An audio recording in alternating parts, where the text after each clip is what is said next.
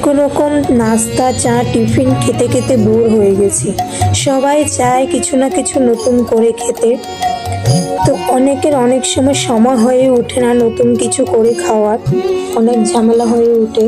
তো আমি আজকে এমন একটি রেসিপি নিয়ে হাজির হয়েছি যে রেসিপিটি খুব সহজ, যে কেউ বানিয়ে নিতে পারবে খুব সহজভাবে, আর বিশেষ কিছু উপকরণও লাগবে না, সাথে থাকবে একদম দুর্দান্ত একটা চাটনি। তো চলো বন্ধুরা রেসিপিটি আমরা পুরোটা দেখে নিই। প্লিজ বন্ধুরা কেউ স্কিপ করবে না, অবশ্যই পুরো রেসিপিটি দেখবে। আশা করি তোমাদেরও ভালো লাগবে, আর ভালো লাগলে লাইক কমেন্ট শেয়ার করে আমার পাশে থাকবে। তো রেসিপিটি শুরু করছি। এখানে নিয়ে নিয়েছি আমি 1 কাপ পরিমাণে আতপ চাল। আতপ চাল আর ডাল থাকলেই হবে, যে কোনো ডাল হলেই হবে। তো আমার ঘরে ছিল কালো যে মাসকলাইয়ের ডালটা হয়, মাসকলাইয়ের ডালটা ছিল, এটা বাজারে কিনতে পাওয়া যায় খোসা ছাড়ানো। তো আমি ওটা সামান্য পরিমাণে ছিল, তাই আমি একটু চানা ডালটাও নিয়ে নিয়েছি যাতে ডাল আর চালের ব্যালেন্সটা ঠিক হয়। তো তোমরা চাইলে মুগ ডাল বা চানা ডাল যে কোনো ধরনের ডাল নিতে পারো। তো ধরো তুমি 1 কাপ চাল নিলে 3 ভাগের 1 কাপের 3 ভাগের 1 ভাগ ডাল নেবে। তো আমি ডাল চাল দুটো ভালোভাবে ধুয়ে নিয়ে এসেছি 3-4 বার করে। এখন সামান্য জল দিয়ে ভিজিয়ে রাখবো 4-5 ঘন্টার জন্য। তোমরা যদি এটা সকালের নাস্তার জন্য করো তাহলে রাতেই ভিজিয়ে রাখবে, আর যদি বিকালবেলার নাস্তার জন্য করো তাহলে দুপুরবেলায় ভিজিয়ে রাখলেই হবে। তো আমি এইভাবে একটু নুন দিয়ে ভিজিয়ে রাখবো, জলটা কিন্তু ফেলবো না, সেজন্য খুব ভালোভাবেই চালটাকে আমি ধুয়ে নিয়ে নিয়েছি। জলটা আমার পরে কাজে লাগবে, আর এমনি তো চাল ডালটা ফুলে সমান হয়ে যাবে। এই দেখো বন্ধুরা চাল ডালটা ফুলে মোটামুটি সমান হয়ে গেছে। আমি 1 কাপ চাল আর হাফ কাপের থেকে একটু কম ডাল নিয়েছিলাম। দেখো কি সুন্দর চাল ডালটা নরম হয়ে গেছে ভিজে। এখন একটা মিক্সার গ্রাইন্ডারে নিয়ে নেব, নিয়ে এটাকে একদম মিহি একটা পেস্ট করে নেব। দারুণ লাগে কিন্তু বন্ধুরা, অবশ্যই একবার হলো এভাবে ট্রাই করবে। বিশেষ কিছু উপকরণ লাগে না, কিন্তু পেট ভরা নাস্তা হয়ে যায়। নতুন কিছুও ট্রাই করা হয়, সাথে মুখরোচক কিছুও করা হয়ে যায়।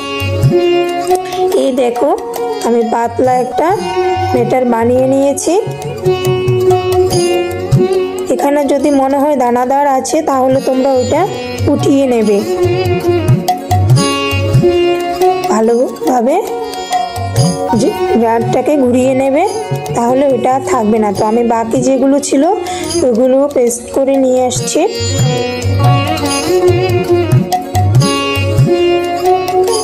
সবগুলো নিয়ে নিলাম। নতুন বন্ধু যারা আছো প্লিজ চ্যানেলটাকে সাবস্ক্রাইব করে পাশে থাকবে, পাশে থাকা নোটিফিকেশন বাটনটা অন রাখবে। যখনই আমি কোনো রেসিপি দেব তোমরা সাথে সাথে নোটিফিকেশন পেয়ে যাবে। তো এইভাবে আমি একটা পেস্ট বানিয়ে নিয়েছি, কোনো কিছু ব্যবহার করার দরকার নেই। আমি আগেই নুন দিয়েছিলাম, যদি একটু কম মনে হয় তাহলে আরেকটু নুন দিয়ে দেবে। আমি সামান্য কিছুটা সোডা দিয়েছি, যেটা খাওয়ার সোডা হয়, সামান্য পরিমাণে দিয়েছি। যদি অসুবিধা লাগে তোমরা সোডাটা বাদ দিয়ে ইনো দিতে পারো। তো আমি ইনোটা দিলাম না। তো আমি মাঝে অফ ক্যামেরা একটু চেক করে নিয়েছিলাম নুন লাগবে কিনা। তো আমার মনে হয়েছিল হালকা একটু নুন লাগবে, তাই আমি নুনটা হালকা একটু দিয়ে ভালোভাবে ফেটিয়ে নিচ্ছি। এটাকে ভালোভাবে একটু ফেটিয়ে নিতে হবে, বাবুল আসে এমন মতো ফেটিয়ে নিতে হবে। এই দেখো আস্তে আস্তে বাবুল আসছে।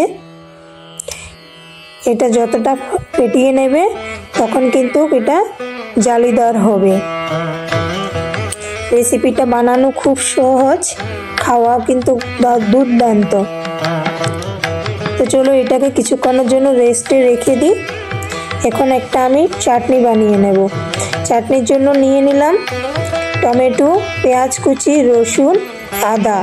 যদি তোমরা কেউ পেঁয়াজ রসুন না খাও অবশ্যই পেঁয়াজ রসুনটা স্কিপ করতে পারো, শুধু টমেটো আদা এসব দিয়ে চাটনিটা করা যাবে।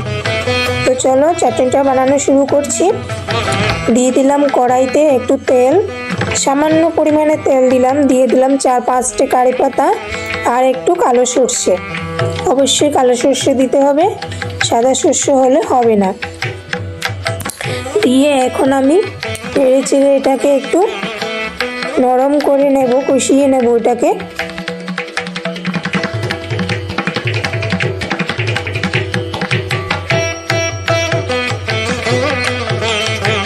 4-5 মিনিটের মতো কষিয়ে নেব, যে সবগুলো থেকে যেন কাঁচা গন্ধটা চলে যায়।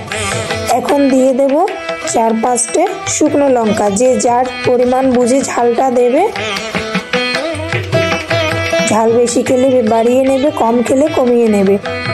দিয়ে দিলাম নুন, স্বাদ অনুসারে নুন দিয়ে দেখো 4-5 মিনিট নাড়াচাড়া করার পরে অনেকটা নরম হয়ে এসেছে। এ পর্যায়ে হয়ে গেছে, আমি নামিয়ে নেব। রসুন, পেঁয়াজ, আদার যে কাঁচা গন্ধটা থাকে ওটা চলে গেছে। নামিয়ে নিয়ে এটা ঠান্ডা হওয়ার জন্য রেখে দিচ্ছি সাইড করে।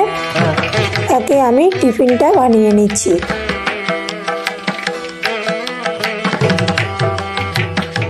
একটা হাতা নিয়ে নিয়েছি আর একটা তাওয়া নিয়েছি। তাওয়াতে আমি সামান্য পরিমাণে তেল ব্রাশ করে নিচ্ছি। তোমাদের যদি ননস্টিকের তাওয়া হয়ে থাকে তাহলে তেল ব্রাশ করার দরকার নেই। এক হাতা দিয়ে আমি হাতার সাহায্যে সামান্য ঘুরিয়ে রাউন্ড শেপ দিয়ে দিয়েছি। এখন এটাকে আমি ঢাকা দিয়ে রেখে দিয়েছি। বেশি সময়ও লাগবে না বন্ধুরা। দেখো কি সুন্দর জালিদার হয়েছে এটা। তো আমি সামান্য সাইডটা উল্টে দিয়েছি, যদিও এটা হয়ে গেছে। দেখো বন্ধুরা কি সুন্দর জালিদার হয়েছে না? দেখতে কিন্তু দারুণ লাগছে, খেতেও কিন্তু দারুণ হয়। অবশ্যই তোমরা একবার এভাবে ট্রাই করবে। তো এভাবে আমি সবগুলো একে একে বানিয়ে নেব।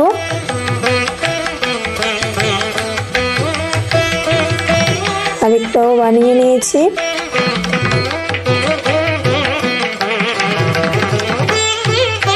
তোমাদের দেখানোর জন্য, বোঝানোর জন্য আমি বারবার তোমাদের সাথে শেয়ার করছি। এভাবে আমি সবগুলো বানিয়ে নিয়েছি।